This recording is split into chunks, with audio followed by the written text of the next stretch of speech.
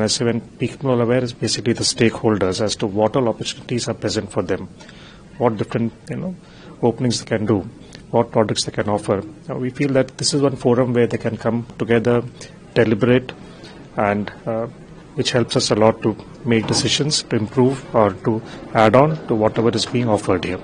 That is the intent of this whole banking forum which we are doing. So, sir, what do you think about PM Modi's vision of 5 trillion economy, and what do you think about how the GIFT City would contribute to it? But 5 trillion economy obviously has to happen. There is no doubt about it. And GIFT City has a very central part, and essentially it is whatever flows are there offshore, it's an offshore entity, and whatever investments which happen outside the country, why should it not happen in GIFT vis-a-vis business transactions for India? That is where the GIFT comes in. Whatever transactions are there, it should be happening in GIFT, and we are going very well in that direction. That is how we see it. And what would be the key takeaways from this second GIFT? The key takeaways would be, one, whether there are still any regulatory improvements that have to be done. We will have some inputs and we will do the policy advocacy required for that.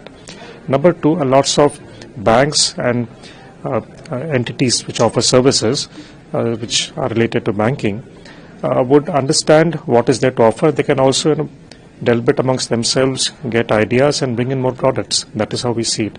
Ultimately, it helps this whole vertical to grow. And when you mention 3 trillion economy, it contributes to that, obviously. Sir, what do you think about the second GIFT International Forum in organized, and what are the objectives? So it's a fantastic gathering out there. We've got bankers, fund managers, wealth managers across Indian and foreign players. So it's a fantastic gathering. The objective is really from banking to beyond banking horizons, how GIFT is becoming the gateway for capital that comes into the country, and how GIFT taps as a platform provides services to all the capital needs of Indian corporates, and that's what we are sort of discussing and deliberating today with this group. So how do you think that it will contribute to the PM Modi's vision? So I think everyone is looking at India, be it Indians investing abroad, NRIs who are wanting to invest back in India or other parts of the world, Indian corporates that are increasingly becoming international. There is a lot that's happening, and I think GIFT will become that platform where they can actually tap into all the fee income relating to India that is actually being serviced in different parts of the world. So be it airline leasing or ship leasing or investments in Indian equities, how do we anchor all of that is happening offshore in GIFT and make sure that the transactions, the fees and the revenue sit within GIFT, and GIFT will play a big role as part of that vision. What do you think that what would be the key takeaways from this? I think the key takeaways in my mind will be around the certainty of how the tax laws will pan out for the next few years, building a very large ecosystem from a talent to various players of working together, and obviously deliberations on key policy measures where people would need further help and support in terms of building and growing the GIFT platform further. So my sense is that's what most of the deliberations will sort of cover today. I think we have already covered the art of possible, and I'm sure there will be more deliberations of what more can be done at GIFT, because there is already a lot of success, be it in terms of bond listing, be it in terms of how the various exchanges are panning out. So I think more and more deliberations will happen on some of those topics as well.